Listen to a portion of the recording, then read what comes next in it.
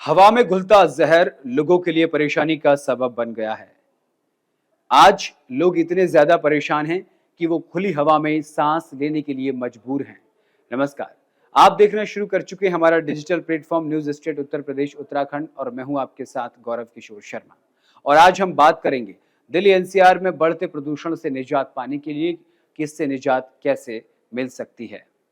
दिल्ली सरकार ने इसके निजात पाने के लिए एक नए काम को शुरू करने जा रही है और वो है क्लाउड सीडिंग यानी कि कृत्रिम बारिश।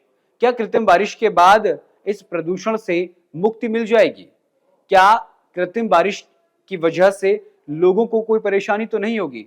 क्या उस बारिश का पानी छूने से त्वचा पर कोई हानिकारक प्रभाव तो नहीं पड़ेगा? क्या उस पानी के संपर्क में आने से कोई बीमारी तो नहीं बढ़ेगी? ऐसे बहुत सारे सवाल हैं जो आपके मनोवृत्ति में घूम रहे हैं, जो आपके मन में घूम रहे हैं, जिनके सवाल आप जानना चाहते हैं।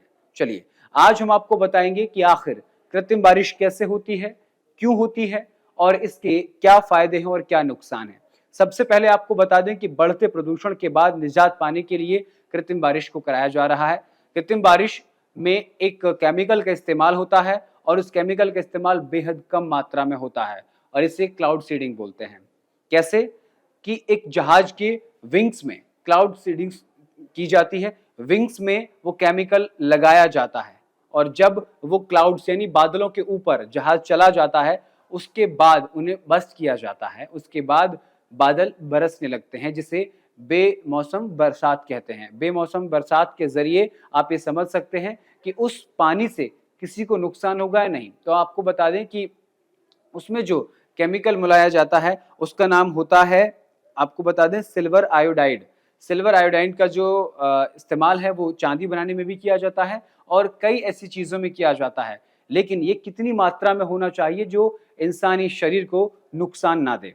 इसके लिए हमारी विशेषज्ञों की टीम ने कई वैज्ञानिकों से बात की, कई मौसम वैज्ञानिकों से बातचीत करके पता चला कि इसमें जो ये सोडियम आयोडाइड मिलाया जाता है, इससे कोई भी नुकसान आपको नहीं होगा।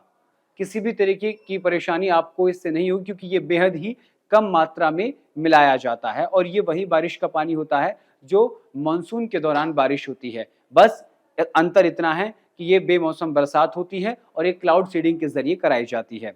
अब सबसे बड़ा सवाल ये आता है, क्या इसके संपर्क में आने से कोई और बीमारी तो नहीं फैलेगी? आपको बता दें कि इस केमिकल का इस्तेमाल सिर्फ क्लाउड को बस्ट करने के लिए किया जाता है, यानी ये केमिकल हवा में ही घुल जाएगा, जमीन तक नहीं आएगा। जमीन तक आएगा तो सिर्फ बारिश का पानी, और उसके बाद किसी भी तरीके की समस्या इंसानों को नहीं होगी। ये सबसे बड़ी बात है। इसमें एक बात और आपको बता दें कि जिस तरीके से लगातार प्रदूषण फैल रहा है और उस प्रदूषण के बीच में लोगों की जो कई सारे सवाल हैं कि इस प्रदूषण से कैसे निजात पाया जाए, तो बारिश होने के बाद जो आसमान में धुंध है वो छट जाएगी, वो गिर जाएगी और उसका एक ही कारण है, बढ़ते प्रदूषण से निजात पाने के लिए एक ही रास्ता है और वो है क्लाउड सीडिंग यानी कि बेमौसम बरसात, कृत्रिम बारिश। और कृत्रिम बारिश का जो पानी है वो इंसानी शरीर को कोई नुकसान नहीं देगा, उसके संपर्क में आने से आपकी त्वचा को कोई नुकसान नहीं होगा। लेकिन हाँ, ये जरूर वैज्ञानिक कह रहे हैं कि ये पानी जो है पीने योग्य नहीं है, यानी कि अगर आप बारिश में हैं और गलती से आपके मुंह में चला जाता है